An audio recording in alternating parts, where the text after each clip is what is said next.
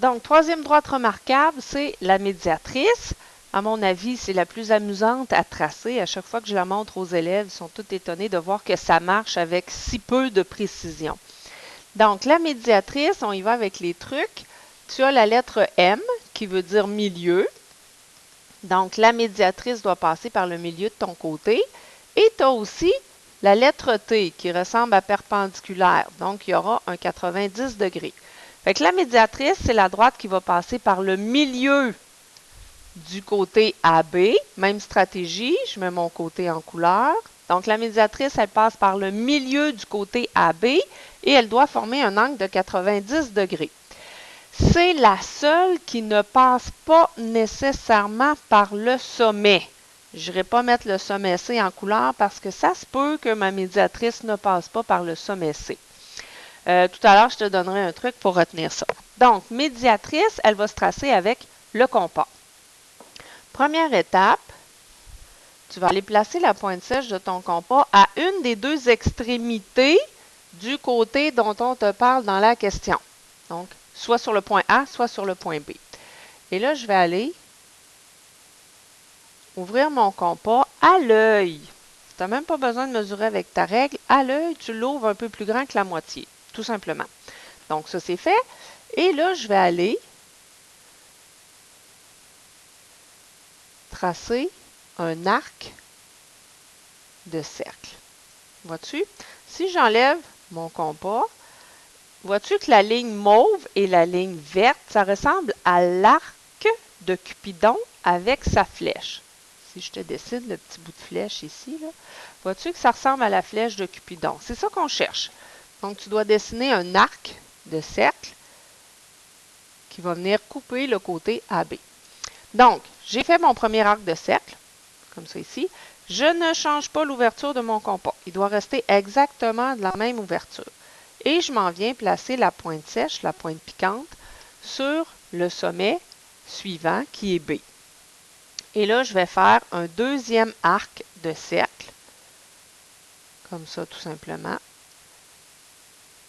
Et là, je peux enlever mon compas. J'ai tracé mes deux arcs de cercle.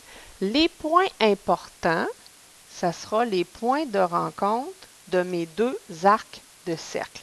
C'est ces deux points-là que je devrais relier. Donc, avec ta règle, tu vas venir faire un trait entre les deux points rouges.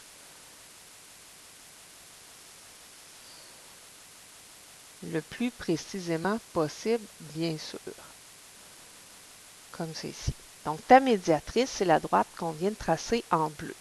Qu'est-ce qu'on sait de la médiatrice? Elle passe par le milieu. Donc, si elle passe par le milieu, on va aller faire nos petits traits pour indiquer que les deux segments sont isométriques.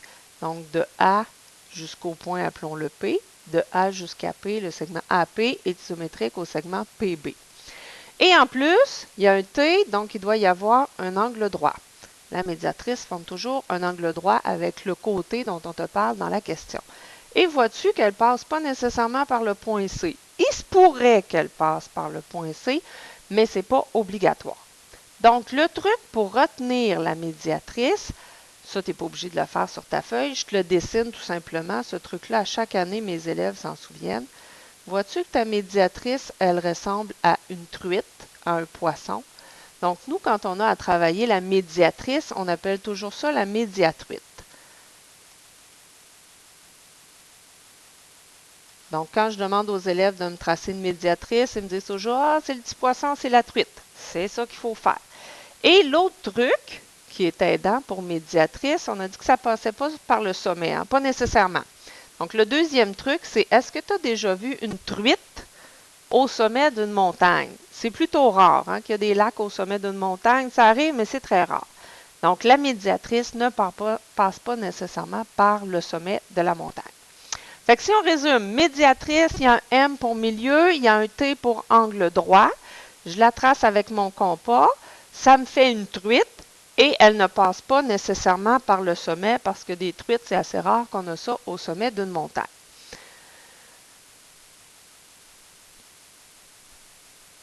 Maintenant, j'ai volontairement fait une erreur. Si tu te retrouves avec une truite qui ressemble à ça, dans le fond, c'est pas une truite, c'est juste deux demi-cercles.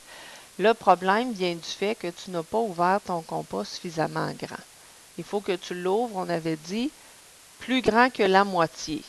OK? Donc, tu vois, tantôt, mon compas était ouvert plus petit que la moitié, c'est pour ça que ça n'a pas fonctionné. Donc, si tu as quelque chose comme ça, c'est parce que tu ne l'as pas ouvert assez grand.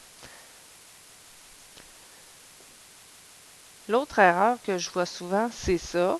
Et ça vient du fait que tu n'as pas tracé ton arc de Cupidon correctement.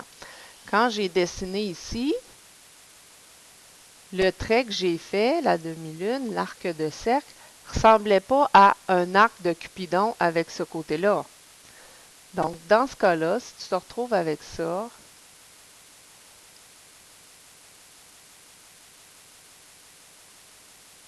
hey, là, ceci n'est pas facile. Comme ça. Donc, si tu te retrouves avec ce problème, ça vient du fait que ton arc ici n'a pas été tracé assez long. Donc, tu fais juste le prolonger et tu vois que la truite réapparaît là. OK? Donc, si tu ne la vois pas, c'est important que tu prennes ton compas et que tu ailles prolonger ton arc de cercle pour avoir une belle truite avec une grosse bédaine.